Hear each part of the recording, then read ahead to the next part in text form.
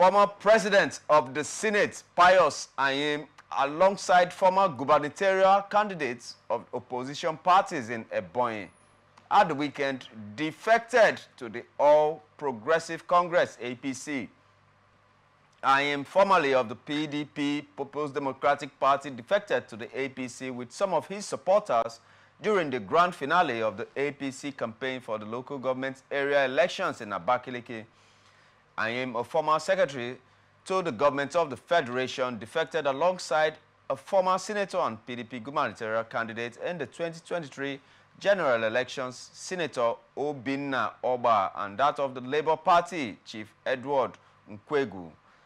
Also, some former members of the National and State Houses of Assembly, as well as former local government area chairmen, amongst others, all from the opposition, also defected to the APC. Ayim, in his remarks, said that Ebonyi had always been a one political family, and the massive defection of opposition members to the party attested to such facts. The former Senate president said that his intention to join the APC had been hatched for long, as remarked by former Governor David Umahi. Yes, sir. Looking at the movement, it's kind of like a mass migration. I initially thought it was just Pius Ayim, but it's a mass migration from all cadres of the political terrain in Ebonyi State. And I know that I had some signals from David Umahi and also from the governor of Ebonyi State, yes, that this movement will soon take place. But I mean, hearing it from the horse's mouth per se makes it clear as ice. Are you trying to say that David Umahi and the governor have put in so much work to be able to, because it's not easy to move people of the Southeast to the APC, irrespective of whether it's the ruling party or not? It wasn't always the mainstay of the Southeast. Then seeing this mass migration, what do you portend? What's the political atmosphere right now in Ebonyi State? Yeah, first and foremost, we look at the political landscape of the Southeast. And one of those that always opine that, the Southeast is the zone that we can refer to as the most democratic zone in Nigeria. That is where you see ruling party across almost all the major political parties. Exactly. You see PDP, you see Labour Party, you see APGA, you see APC, the ruling political party at the center. Exactly. So now, looking at what is happening in Ebonyi State, maybe one or two states in the Southeast, especially Ebonyi State, and also looking at what Ayim, Pius Ayim, the former Senate president, have to tell us as his reason for, defection. They want, Ebonyi has always be a one united political family and not the rest of them. Then you begin to ask yourself, what is his intention, and what is the intention of every other person that is connected, every other stakeholder that is connected to this defection. Now, just as you rightly tried to point out, the former governor, who is now the current Minister of Works, may have put in a lot of work, but on a personal note, I don't really look at it like that. Okay. Now, we all know that a lot of our political big wins, or those of us in Nigeria and the political landscape, they are bereft of idea as far as leadership, both political leadership, societal leadership. They are bereft of ideas, political ideology, such that once it is no longer favoring you in one party, then you tend to move. So I will see it rather that it is not really, down to Umahi, the former governor, that makes, what is his name now, Pius Ayim, the former Senate president, and secretary of the Federation, to decide to dump the PDP and move to APC and carry along a lot of, the party faithful in PDP as it were. We cannot see it as such. Okay. Now, Pius Ayim, what has been, when last did we hear his name? When we are talking about political leadership in Nigeria, since he left, the center as a former Senate, as a former Senate President and Secretary of the Federation. So are we going to say that maybe right now, you know, there are certain things that are no longer going for him, especially after the former governor defected from PDP to APC while he was still a governor of that state. So can we say that certain things are no longer going for him? That is why I decided that, okay, I have to leave now, so that the position I was, you know, while I was in PDP, while the former governor was in PDP, I should still be able to have such a face. You know, we can see that as the reason why he and the many others are defecting, not necessarily because of the work of Umahi or the desire to see that Ebonyi as a state move forward politically and also in terms of leadership as is currently constituted in that state. Oh, so it's a movement of convenience? Yes. Rather than of political conviction? Very, very well. I can start to say that anywhere. That Pius Ayim moving to the APC as it is today is a movement of convenience. It is for his own stomach and not for the interest of the ordinary Ebonyi citizen. Is that going to stop the mass movement? I know that some political bigwigs in APC are also predicting that the storm is going to encompass some other southeastern states. Are they going to be successful apart from Ebonyi state?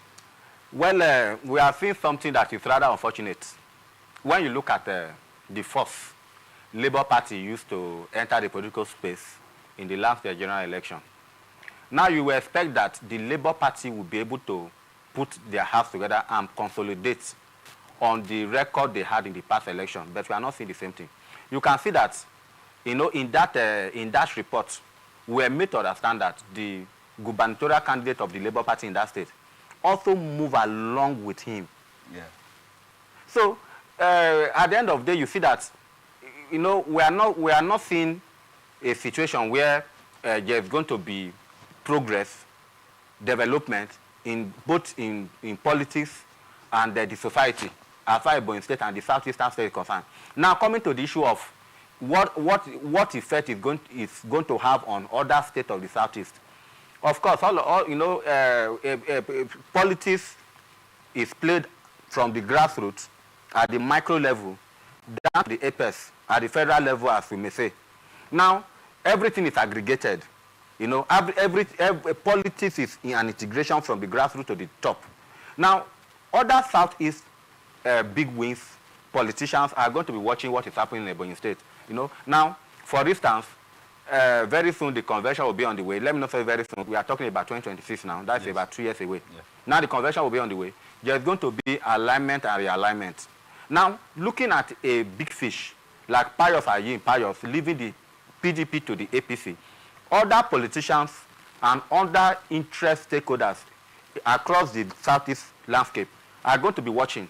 Be like, this one that this man is no longer a stakeholder in PDP, as far as Ebonyi State and the entire southeast is concerned. What is going to be our strength going forward? And that will definitely affect the thinking and, of course, the political landscape as far as the entire southeast is concerned. Okay, so, but let me say that the preacher per se, the spreader of the gospel, of the APC gospel, yes, did he use certain words I want to use now? Like, number one, we will release Nnamdi Kanu. Number two, we want to reposition the marginalization that the Southeast has been suffering. Do you think those were the punch words that were used to draw this amount of caliber of people and the crowd? Well, to the APC? If you are talking about Nnamdi Kanu in the case of the defection of Pius, you know, I will tell you that is just a fitna for it to go down the throat of the common man in Ebonyi State and the Southeast. That is definitely not what is in the mind of the former Senate President. Now, if you are talking about Nnamdi Kanu, is a personality, is someone that his personality cut across individual or a single state in the Southeast. Now, the way Nnamdi Kanu issue has been handled in Nigeria, you will agree with me that it will take the effort, a collective effort of all stakeholders across Southeast and even other parts of the country, you know, for his case to come to a logical conclusion. So for Pius Ayim and his other persons that moved with him to tell us, you know, it's because of Nnamdi Kanu, you know, that is the reason why, you know, they are defecting so that they cannot align with the center and blah, blah, blah. It should please spare us. Then when it comes to the other issue you raised, remind me again. Marginalization of the Good. Southeast. Marginalization of the Southeast, still the same thing we are talking about. Like that article, I think I read it, they were saying that, you know, since the APC came on board, projects here and there across Southeast, and all, why are the projects? For one, I travel a lot. You know, I pass across almost all the states in Southeast. Where are the federal projects we are talking about? For instance, one can really ask, which project is going on in Southeast right now that we can use to equate the second Niger bridge that was done by the immediate past administration? So, you know, they should look for another story to tell us. They should not come and start telling us that, you know, once their defection will... Okay, if defection is a guarantee for development, you know, of any society, where are the track record of those who have defected in terms of how it has impacted, you know, the life of the people, you know, they supposedly carry their interest at us to go to, you know, to go along with, you know, in defecting. Just some days ago, a politician in Rivers State, for example, was telling us that we have a minister in the former administration, immediate past administration, as Minister of Transport. And then we cannot, for 8 years, of course, we know the role, the critical role, you know, the former governor who was the Minister of Transport in Nigeria, you know, in the Buhari administration. Now, we know the critical role he played as far as the emergence of the APC and that administration is concerned upon its defection.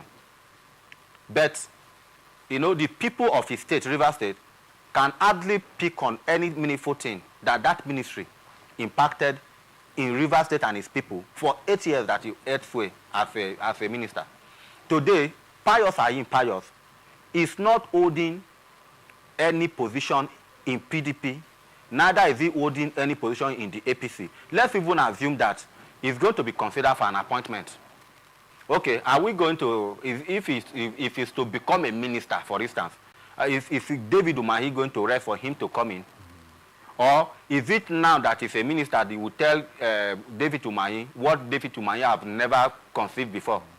You know, that is making it impossible for the APC, as it is today in the center, to have meaningful impact in the Southeast. So please, you should just look for another story to tell us and forget about all these jargons that the defection will make them relieving Nnamdi Kanu, or it will make a development to come to the Southeast. Please, they should just spare us of all that trash. Okay, so what our guest is saying here today is that defection is no guarantee for development.